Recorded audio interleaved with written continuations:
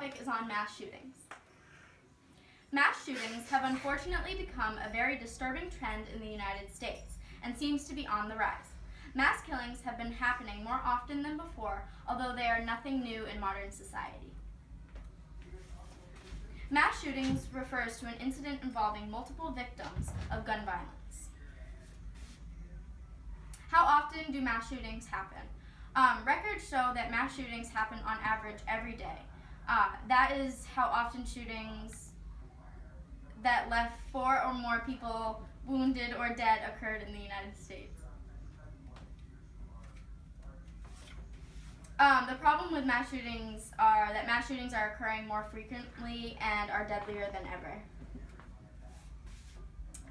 There aren't really any easy solutions to mass shootings. Predicting violence is difficult, but identifying someone's needs isn't so difficult. So the solution isn't to predict the violence or to reduce mental illnesses or increase more gun laws, but to focus on lonely or isolated people in distress.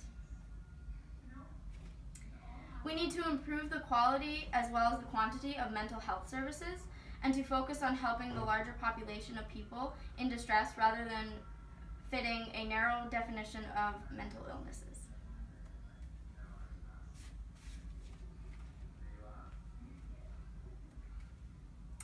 Gun laws. The question is to pass more gun laws and make it harder for law-abiding Americans to own any guns, or should it be made easier for law-abiding people to own and carry guns for self-defense?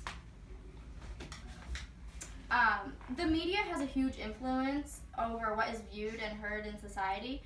When the media is continuously coming out with violent video games, that's a negative influence on kids, which oftentimes builds up anger with them and puts awful thoughts into these children's head. Mass media is constantly creating and stereotyping an image of how people should act, appear, and resemble in today's society. Mental health and mental illnesses.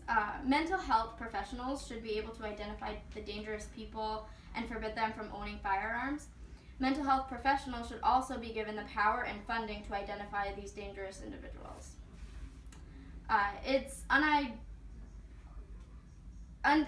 undeniable that individuals who have shown violent tendencies should not have access to weapons that could be used to harm themselves or others.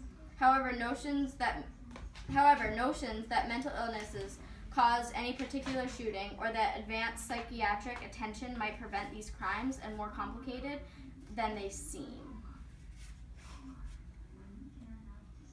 Although mass shootings do occur in other developed nations, we are the world leader in the gruesome category of mass killings.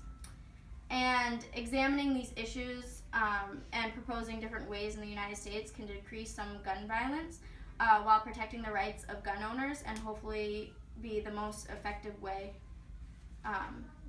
of reducing the number of mass shootings in the years to come.